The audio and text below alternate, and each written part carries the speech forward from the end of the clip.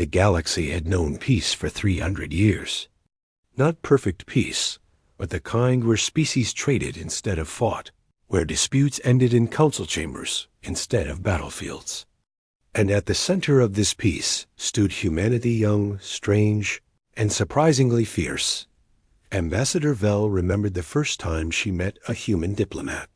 She had 4 arms and skin like polished silver, and she had lived for 600 years. The human before her was barely 40, with short black hair and tired eyes.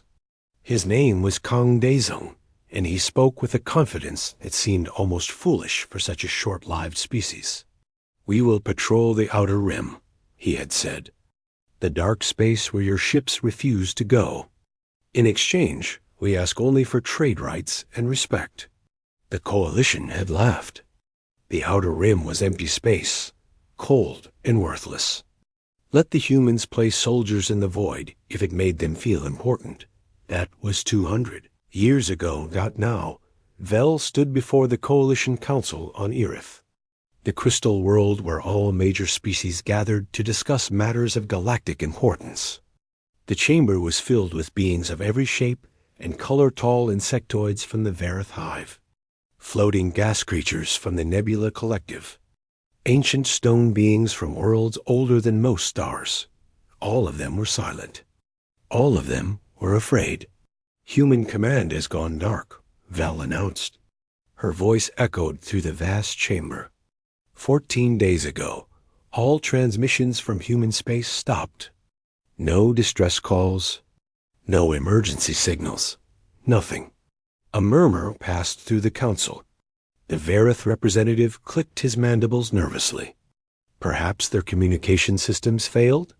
All of them? Vel asked. Every station, every ship, every colony? Humanity controls over 40 worlds. They do not simply go silent. High Commander Rin rose from her seat. She was a tall being with blue-gray skin and eyes like frozen stars. Her species, the Keth, were known as the finest military strategists in the galaxy. She had commanded coalition forces for over a century. "I have dispatched a scout vessel to the Sol system," Rin said. "It will take 40 cycles to return. Until then, we wait." And so they waited. Vel spent those 40 cycles unable to sleep. She found herself thinking about humanity in ways she never had before. They were so young, barely 1,000 years since they first looked up at the stars. Most species took 10,000 years to develop faster than light travel. Humans did it in 300. They were impatient, reckless. They lived such short lives that they seemed to burn twice as bright, always rushing toward the next discovery, the next frontier. Other species found them exhausting, but they were also kind. When the Quarian plague struck Vel's homeworld, it was human medical ships that arrived first. When the Nebula Collective faced extinction from a dying star, human engineers built the evacuation fleet. They asked for nothing in return except friendship, and now they were silent. The scout vessel returned on the 41st cycle. Vel was in her quarters when the summons came. She rushed to the council chamber and found it already full. Every species had sent representatives. The air was thick with fear. High Commander Rin stood at the center of the chamber, her face unreadable. Before her floated a holographic display, the recording brought back by the scout ship. "The crew has been placed in medical isolation," Rin said quietly. "They are damaged, psychologically broken. They would not speak of what they saw. They only gave us this." She activated the recording. The hologram flickered and a human appeared. He wore the uniform of a fleet admiral, but the uniform was torn and stained with blood. His face was covered in cuts and burns, and his left arm hung uselessly at his side. Behind him, through the viewport of his ship, Vel could see a planet wrapped in fire and ash. Earth, humanity's homeworld, burning. "This is Admiral Kang Tayo of Human Command," the man said. His voice was steady, but Vel could see the exhaustion in his eyes, the look of someone who had not slept in weeks. I am broadcasting to all Coalition species on all frequencies. If you are receiving this message, please listen carefully." He paused to cough. Blood spotted his lips. The hollow have breached the outer rim. The council chamber erupted. Vel felt her heart stop. The hollow. The name existed only in ancient texts, in warnings passed down from civilizations long dead. A swarm that consumed everything. A darkness that had devoured 3 galaxies before recorded history. They were supposed to be extinct. They were supposed to be a myth. Silence. Rin commanded. The chamber fell quiet, though Vel could hear the ragged breathing of 100 terrified beings. Admiral Tayo continued. "We detected them 11 months ago at boundary, the edge of the outer rim. We sent warnings to Coalition Command.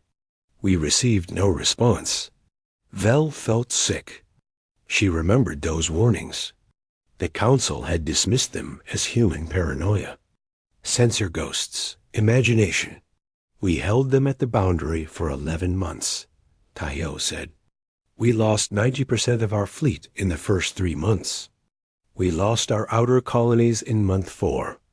By month 6, we had evacuated everyone we could to Earth and the inner systems." His jaw tightened.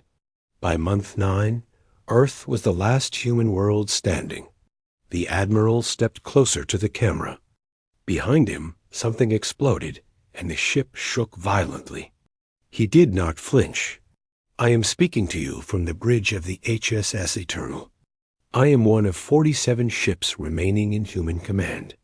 The hollow number in the billions. We cannot win this fight." He smiled then, a terrible smile, full of grief and rage and something else. Something that made Vel want to look away. "But we are not trying to win. We are trying to buy time. Time for you to prepare. Time for you to remember what we are about to show you." He leaned forward. "By the time you receive this message, we will be gone. Earth will be gone. But understand this, Coalition, we did not fall. We did not run. We chose to stay. We chose to stand between you and the darkness." His voice dropped to a whisper. "And we have left them something to remember us by. The hollow wanted to consume humanity. Instead, they will learn why the universe learned to fear us." The transmission flickered. Admiral Tayo straightened, and for a moment he looked almost peaceful. "This is the last message from human command. To whatever species finds our remains, tell the galaxy we held the line.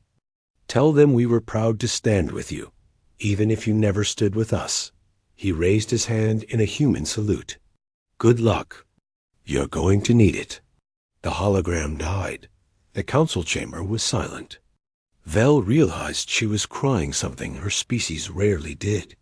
Around her, beings who had lived for millennia stood frozen in shock.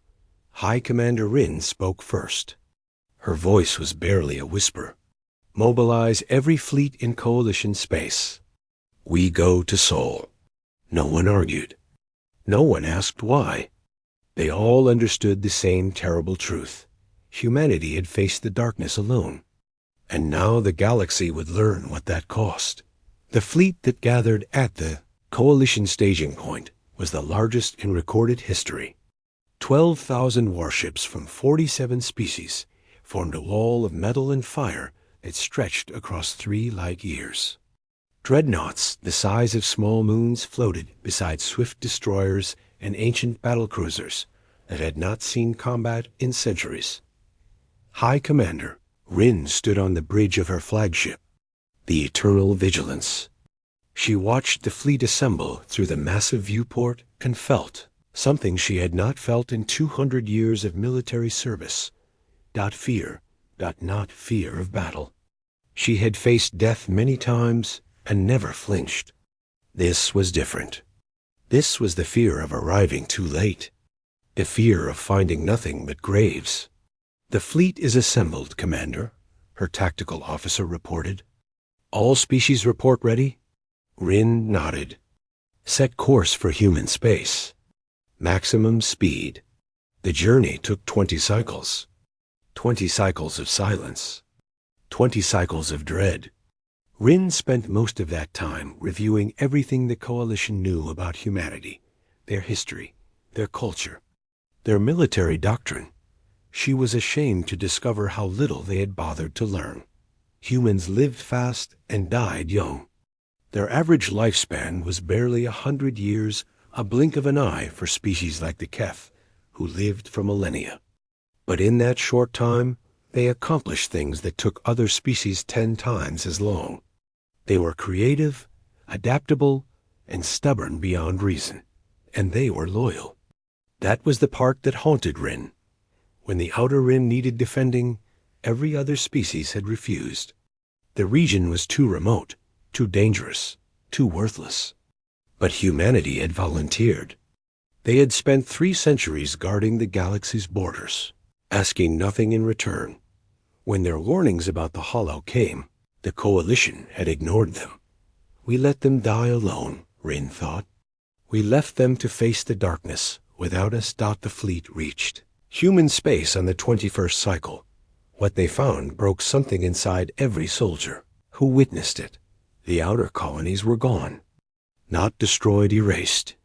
Where thriving human worlds had once orbited yellow stars, there was nothing but debris fields and darkness. The Hollow had consumed everything metal, stone, organic matter. They left behind only emptiness. By the ancient gods, whispered Captain Voss, Rin's second in command. He was a warrior of the Keth, hardened by centuries of conflict. His hands were trembling. The entire system. It's just gone. Rin said nothing. She ordered the fleet forward. They found the first human wreckage at the edge of what had been the Orion sector. Thousands of ships destroyed in perfect formation. They had not been running. They had not been scattered. They had formed a line and held it until every single one of them was dead. Full scan, Rin ordered. Find survivors. There were no survivors. But the fleet's scanners found something else. Data cores. Black boxes. The recorded final moments of human ships that had died defending their territory. Scholar Tor was the one who analyzed the data. He was ancient even by Coalition standards, a being of living crystal who had existed for 12,000 years. He had studied humanity since their first contact with the galaxy, fascinated by their strange combination of violence and compassion. Now he sat in the analysis chamber aboard the Eternal Vigilance, surrounded by holographic displays showing tactical data from the human defense. This is impossible, he said quietly. Rin entered the chamber. What did you find? Tor turned to face her. In 12,000 years, she had never seen him look afraid. He looked afraid now. They knew they could not win, he said. From the very beginning, they knew. The Hollow outnumbered them by a factor of 100 million to 1. Human command calculated their odds of survival at 0%. Then why did they fight? Tor activated a holographic map. It showed human space as it had been 11 months ago, 40 worlds, 1,000 stations, hundreds of thousands of ships. Then he activated a time-lapse simulation. Rin watched as red markers representing the Hollow pushed into human territory. And she watched as blue markers representing human forces fell back, not in retreat, but in controlled withdrawal. Every time they fell back, they made the Hollow pay. Every system they abandoned cost the enemy millions. They formed a living wall, Tor said. Every human ship, every station, every armed civilian vessel. They stretched their forces across 4 light years and created a defensive line that the Hollow had to break through piece by piece. How long did they hold? 11 months. 334 days. Tor's voice cracked. Do you understand what that means? The Hollow consume entire galaxies in decades. They should have overwhelmed human space in weeks. Instead, Humanity held them for almost a year. Rin stared at the display. How many did they lose? Tor was silent for a long moment. All of them, he finally said. Every ship in the human fleet. Every soldier. Every volunteer. They fed themselves into the hollow advance for 11 months, knowing they would die, knowing there was no escape. Why? Rin demanded. Why would they do that? They could have run. They could have come to us, begged for help, fled to Coalition space. They did come to us, Tor said quietly. 8 months ago. Admiral Kang Taio sent a personal message to the Coalition Council requesting immediate military assistance. Rin felt cold. I never received that message. It was flagged as low priority by the Communications Bureau. They said humanity was exaggerating the threat. By the time anyone reviewed it, the Sol system had already fallen. The High Commander stood frozen. Her species lived by honor. They believed that debts must be paid, that loyalty must be rewarded. Humanity had spent 300 years protecting the galaxy.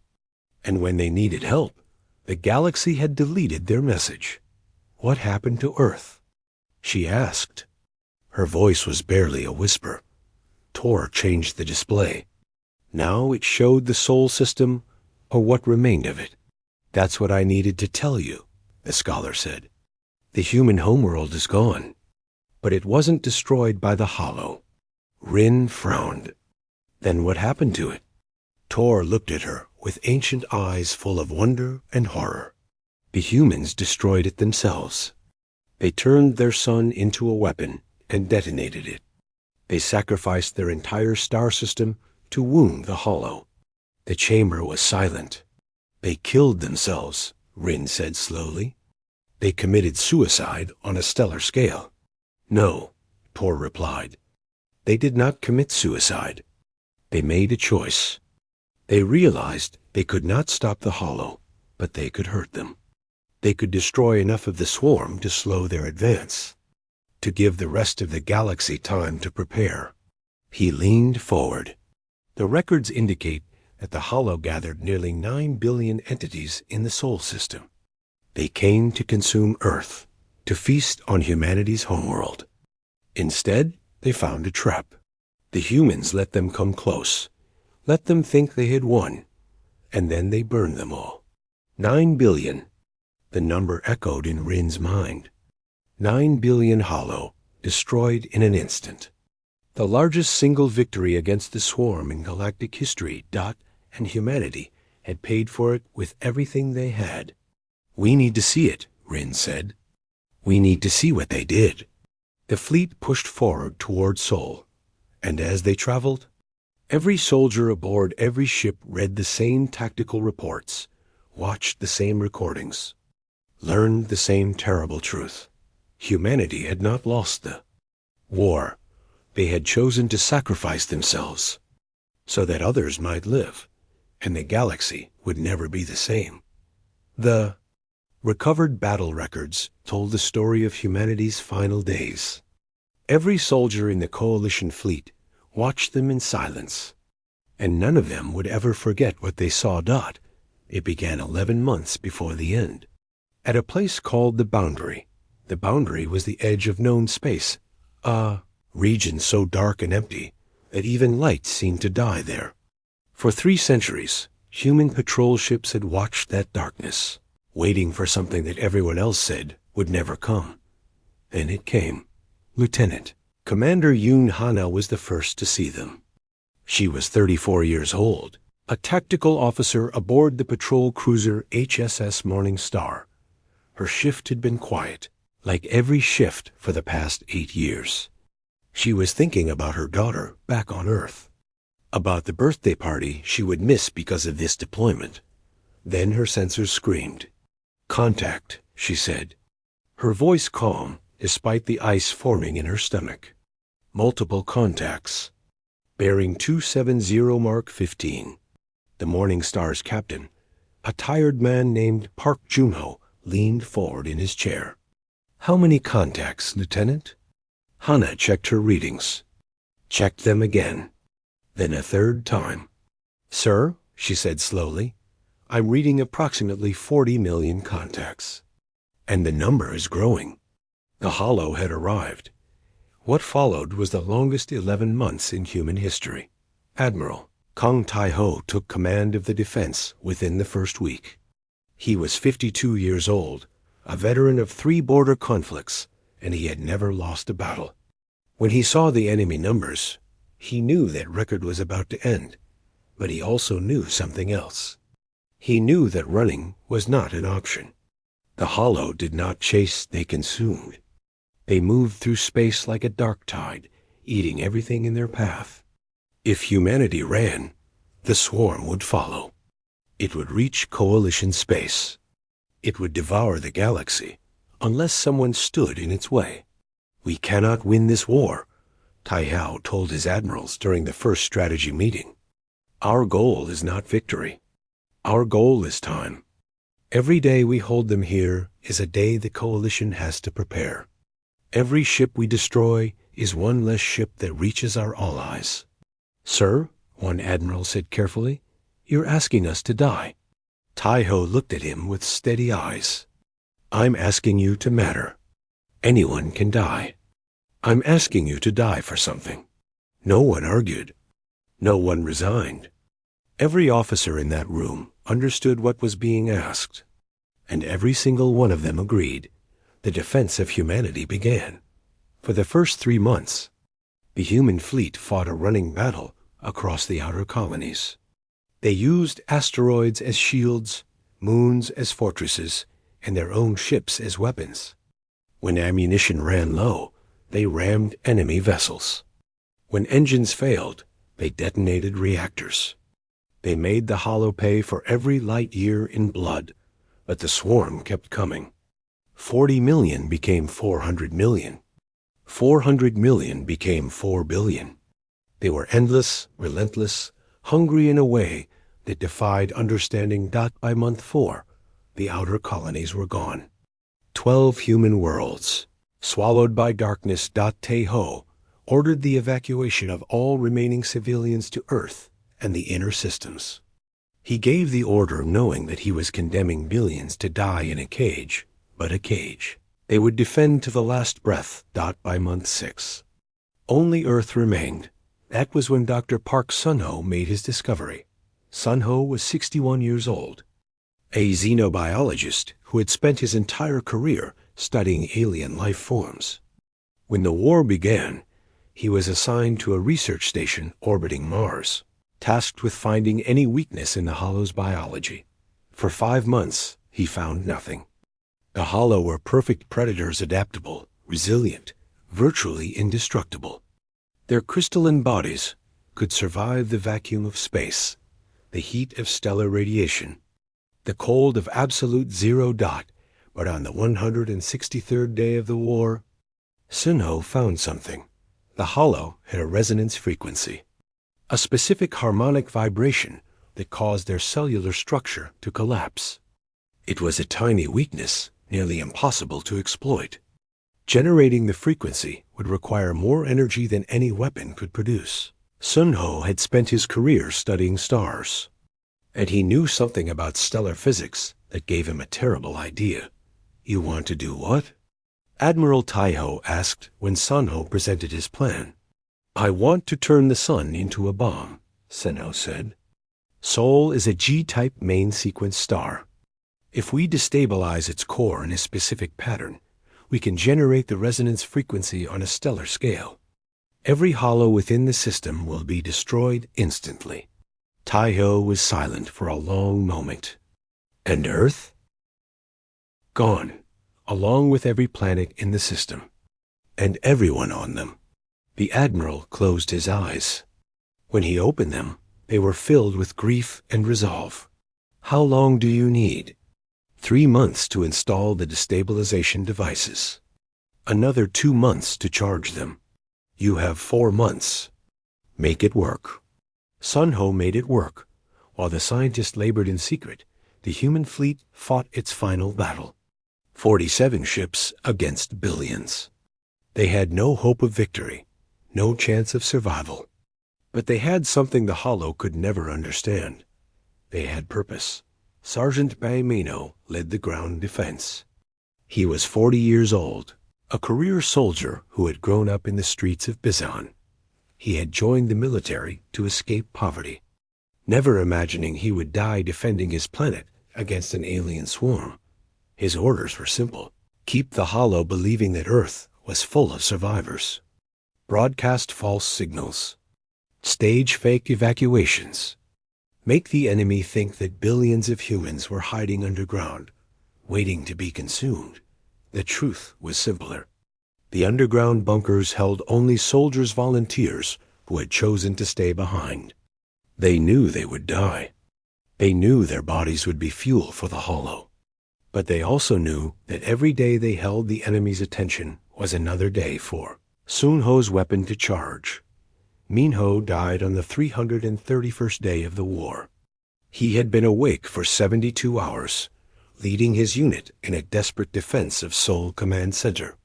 When his rifle ran empty, he used his knife. When his knife broke, he used his hands. His last words, recorded by his helmet camera, were simple: "Tell my mother I didn't run." Captain Yoon Hana died 2 days later.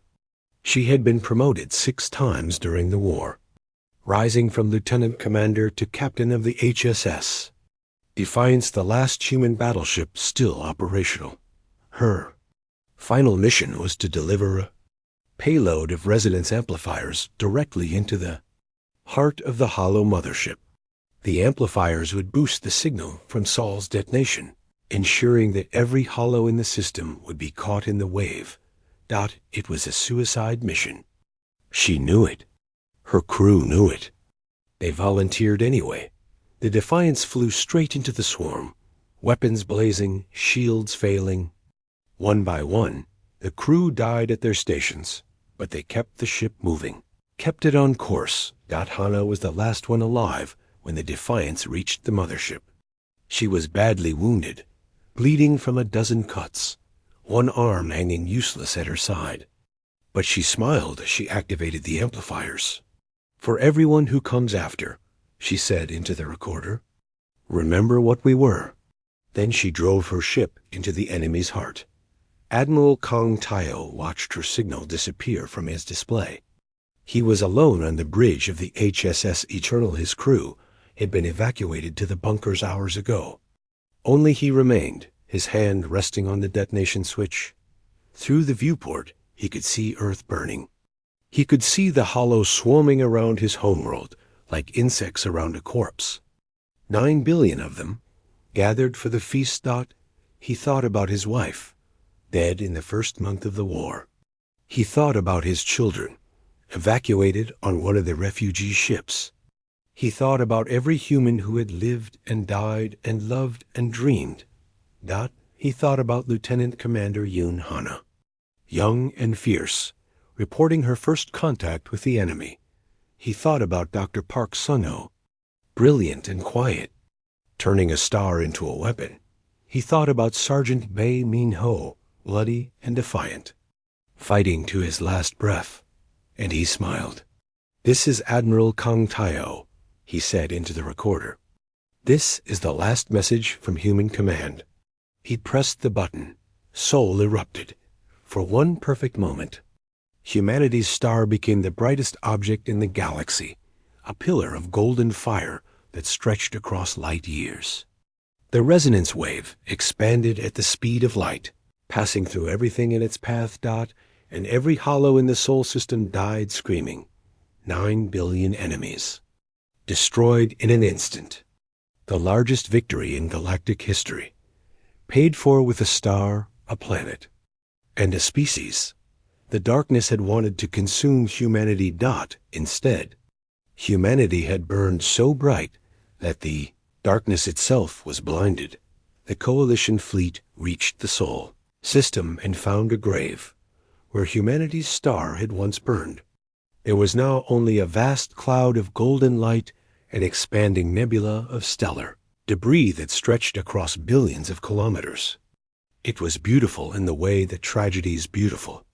A monument of fire and ash that marked the end of a civilization. High Commander Rin stood on the bridge of the Eternal Vigilance and stared at the nebula in silence. Around her, the crew worked quietly at their stations, none of them willing to break the stillness. "Full scan," she finally ordered. "Search for survivors. Search for anything." The scan took 3 hours. 3 hours of hope slowly dying. There were no survivors in the Sol system. No hidden bunkers, no emergency shelters, no escape pods drifting in the void. Everything was gone, consumed by the weapon that had destroyed both humanity and their enemies. But within the nebula, floating like islands of death in a sea of golden fire, they found the crystalline corpses of 9 billion hollow. Ambassador Vel was among those who saw the images first. She had spent 300 years working with humans, learning their ways, trying to bridge the gap between her ancient species and their young one. Now she stood in the observation deck, watching the bodies drift past like dark snowflakes. "They did it," she whispered. "They actually did it." Scholar Tor stood beside her, his crystalline form reflecting the golden light of the nebula. "They killed more hollow in a single moment than every other civilization in recorded history combined. The swarm has existed for millions of years. They have never suffered a defeat like this. But at what cost?" Vel asked. "Their homeworld, their star, their entire species, not their entire species." Vel turned to look at Tor. "What do you mean?" The ancient scholar activated a holographic display. It showed a sector of space far beyond the Sol system, in a region so remote that no coalition vessel had ever traveled there. "Our long-range sensors detected something," Tor said. 12 vessels, moving slowly through deep space. They matched the profile of human civilian transports. Vel felt her heart skip. "Survivors?" "It appears so. We believe they were sent away before the final battle, a last desperate attempt to preserve something of humanity." High Commander Rin received the report and immediately changed course. The entire coalition fleet turned away from the Sol nebula and raced toward the distant signals. They found the convoy 3 cycles later, 12 ships, battered and worn, drifting in the darkness between stars. They were civilian vessels, transports, cargo haulers, a single converted cruise liner. Their hulls were scarred by micrometeorite impacts, and their engines were failing. They had been traveling for months, running on emergency power, rationing food and water, 40,000 humans. The last of their kind, Rin ordered her fleet to surround the convoy in a protective formation. Then she opened a communication channel. "Human vessels, this is High Commander Rin of the Galactic Coalition. We have come to help.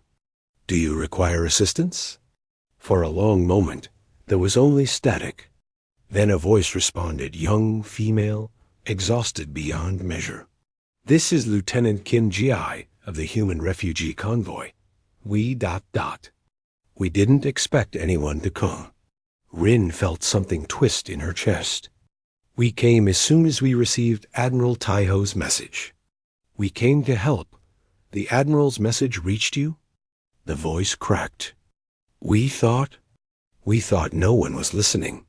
We are listening now. Please tell us what you need." The response took a moment. "We need everything: food, water, medical supplies. Our life support systems are failing. We have 40,000 people aboard these ships, and we've been rationing for weeks." Rin turned to her crew. "All vessels, begin emergency supply transfer. Medical teams to stand by. I want every human on those ships fed, healed, and safe within the next 6 hours." The coalition mobilized like never before. Species that had not cooperated in centuries worked side by side, transferring supplies, treating wounded, repairing damaged ships. Ancient rivalries were forgotten. Old hatreds were set aside. Every being in the fleet understood that they were witnessing something historic. The last humans had survived, and the galaxy would make sure they lived. 3 days later, Rin requested a meeting with the convoy's leadership. She was escorted to the bridge of the largest transport, where Lieutenant Kim Ji waited for her. Ji was young, barely 30 years old. Her uniform was torn and stained, and dark circles shadowed her eyes. But she stood straight, and her voice was steady. "High Commander, thank you for coming." Rin bowed her head. "I should have come sooner. We all should have. When your admiral sent his warnings, we ignored them. When your people begged for help, we looked away. You fought alone because we were too afraid to stand with you." Ji was silent for a moment. "I won't lie and say we didn't feel abandoned. When the hollow came, when our colonies started falling, we kept waiting for coalition reinforcements that never arrived. Some of us were angry. Some of us gave up hope. And you?" Rin asked. "Did you give up hope?" The young lieutenant smiled sadly. "I'm standing here, aren't I? Hope is all we have left." Rin stepped forward. "Then let me give you something more than hope. The coalition owes humanity a debt we can never repay.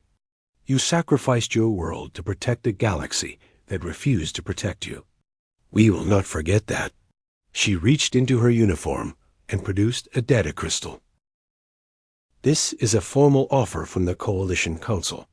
We are prepared to grant you a new homeworld, a temperate planet in the heart of Coalition space, protected by our combined fleets. We will provide resources for rebuilding, technology for advancement, and full membership in the Coalition with all rights and privileges."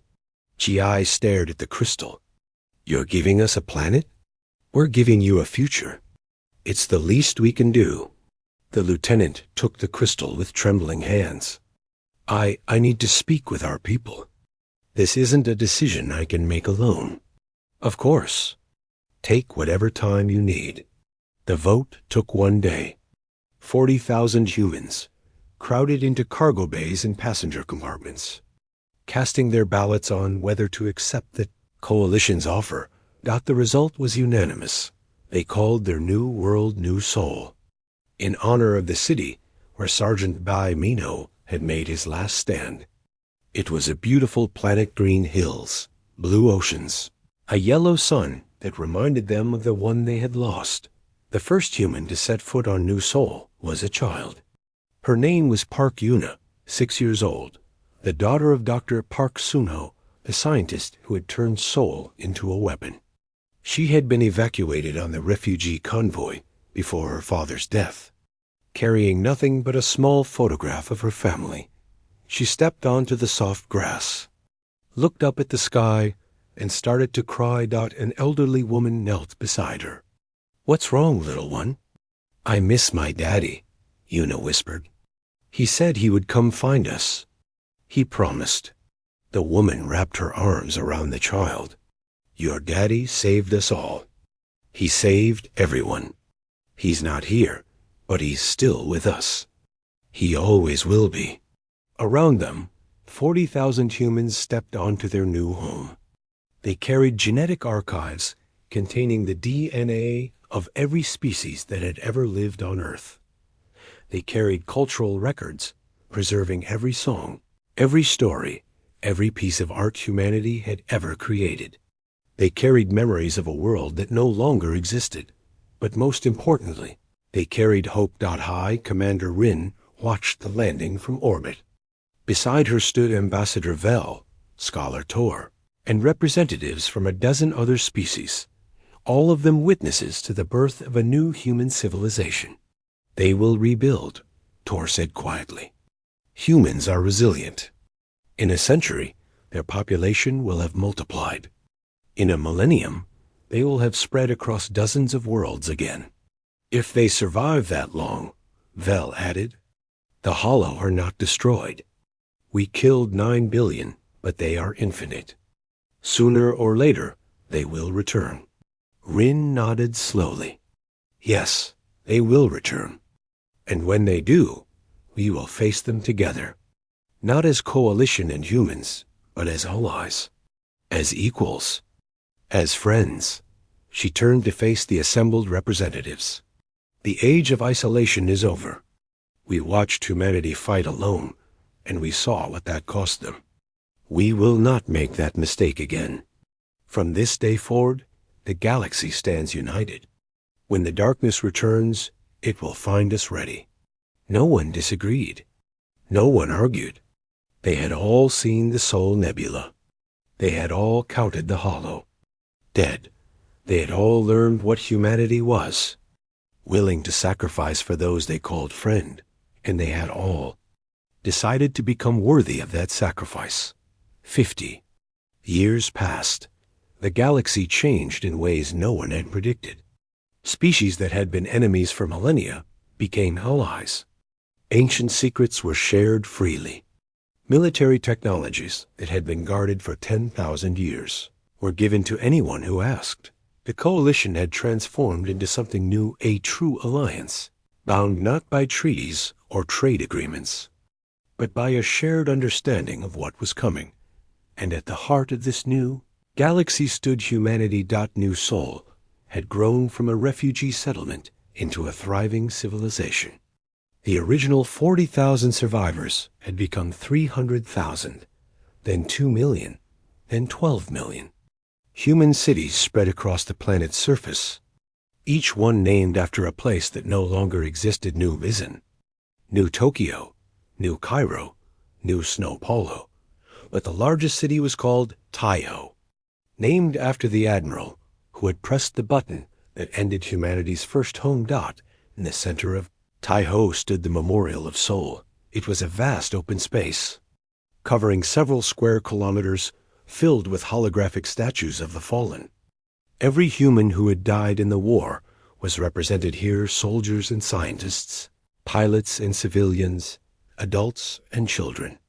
Their images stood in endless ranks beneath an artificial sun that burned the same golden color as the nebula that marked their grave. Kong Taiho stood at the entrance, his face carved in stone, his hand raised in eternal salute. Behind him stood Captain Yoon Hana, Dr. Park Sun-ho, Sergeant Bae Mino, and thousands more. Visitors came from every corner of the galaxy. They walked through the memorial in silence, reading the names, watching the recorded final messages, trying to understand what humanity had done. Most of them left crying. High. Commander Rin visited the memorial every year on the anniversary of Saul's destruction. She was old now, ancient, really, even by Keth standards. Her blue-gray skin had faded to silver, and she walked with a cane made from the whole metal of a human warship. This year, she was accompanied by a young human woman named Park Yuna. Yuna was no longer a child. She was 56 years old, a scientist like her father, and the elected leader of New Soul's governing council. They walked together through the memorial, past the endless rows of statues, until they reached the one Rin always came to see. Admiral Kang Taio looked down at them with eyes of cold stone. His expression was calm, almost peaceful. The sculptor had captured him in the moment before he pressed the detonation switch, that brief instant when grief had transformed into resolution. "I called him a child once," Rin said quietly. "When I first met him, 70 years ago, I thought all humans were children. So young, so reckless. I could not understand how a species that lived for barely a century could accomplish anything meaningful." She reached out and touched the statue's base. "I was wrong. I have lived for 2,000 years, and I have never known anyone braver than Taio. He knew he was going to die. He knew everyone he loved was going to die. And he made that choice anyway, not because he wanted to be a hero, but because it was the right thing to do." Yuna stood beside her, looking up at the statue of her father's commander. "My father left me a message before he died. He recorded it the day he finished building the destabilization devices. He said he was proud of what he had done, but he was sorry he couldn't see me grow up. He said he hoped I would understand someday. Do you understand now? Yuna smiled sadly. I understand that my father loved me, and I understand that he loved humanity. And when he had to choose between staying with me and saving our species, he made the only choice he could. She paused. I think about that choice every day. I think about what it cost him, and I try to live in a way that makes his sacrifice worthwhile. Rin nodded slowly. That is all any of us can do. Honor the dead by living well. They stood in silence for a long moment. Around them, other visitors moved through the memorial aliens of every shape and size, all paying their respects to a species that had burned itself to light their way. Then Rin's communicator chimed. She answered it, listened for a moment, and her expression changed. The weariness in her eyes was replaced by something hard and cold. I understand, she said. I will be there immediately. She ended the call and turned to Yuna. The Hollow had been sighted at the rim, a scouting force only a few million. Nothing like the swarm that attacked Sol, but they are testing our defenses, probing for weakness. Yuna's face hardened. It's beginning, isn't it? Yes. The war your people started, it begins now in earnest. The human leader was silent for a moment. Then she straightened her shoulders and lifted her chin. My people started nothing. The Hollow came for us. We simply showed them what it costs to threaten humanity. She met Rin's eyes. And now we'll show them what happens when humanity has friends. Rin smiled, a rare expression for a Keth commander. I was hoping you would say that. Within hours, the news had spread across the galaxy. The Hollow had returned. The ancient enemy, the devouring swarm. The darkness that had haunted civilization since the beginning of recorded history. They were coming back, but this time was different. This time, the galaxy was ready. On 1,000 worlds, fleets mobilized. Warships that had been built over 50 years of preparation launched from orbital stations. Weapons designed specifically to exploit the Hollow's resonance weakness were distributed to every military force in the coalition. Defensive lines were established, supply chains were activated, and soldiers of every species prepared for war. And leading them all was humanity. The human fleet was small compared to what it had been before Sol's destruction. Only 300 ships, built over 5 decades of hard work. But those ships were faster, stronger, and more advanced than anything the galaxy had ever seen. Human engineers had spent 50 years studying the enemy, improving their technology. Preparing for this moment, Admiral Choi Subin commanded the fleet from the bridge of the HSS Eternal Re. Turn a dreadnought built from the salvaged hull of the original HSS Eternal, the ship from which Taiho had launched humanity's final weapon. She was 42 years old, a daughter of refugees, and she had trained her entire life for this day. All ships report ready, Admiral, her tactical officer announced. Subin nodded. Open a channel to the Coalition fleet. The view screen flickered, and suddenly she was looking at High Commander Rin, surrounded by representatives from every species in the Alliance. Behind them, through the viewport, she could see thousands of warships, the largest fleet ever assembled, gathered to face the returning darkness.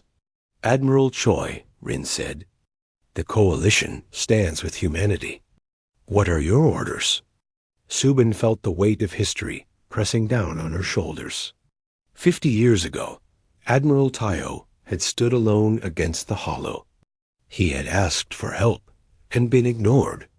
He had fought and died without allies. Now his successor stood at the head of a galaxy united by his sacrifice. 50 years ago, Subin said, her voice carrying across 10,000 bridges, my people made a choice. We chose to stand between the darkness and the light. We chose to burn so that others might live. We thought we were alone. We were wrong. She looked at the assembled fleet, the impossible alliance that humanity's sacrifice had forged. Today, we face the enemy together. Today, we show the Hollow that the light they tried to extinguish has spread across the galaxy. Today, we honor the dead not by mourning them, but by finishing what they started. She drew herself up, feeling the ghost of Kong Tayo standing beside her. All ships, advance to the rim. The Hollow wanted war. Let's give them one they'll never forget. The fleet moved as 112,000 vessels from 47 species. Humanity at their head, racing toward the darkness.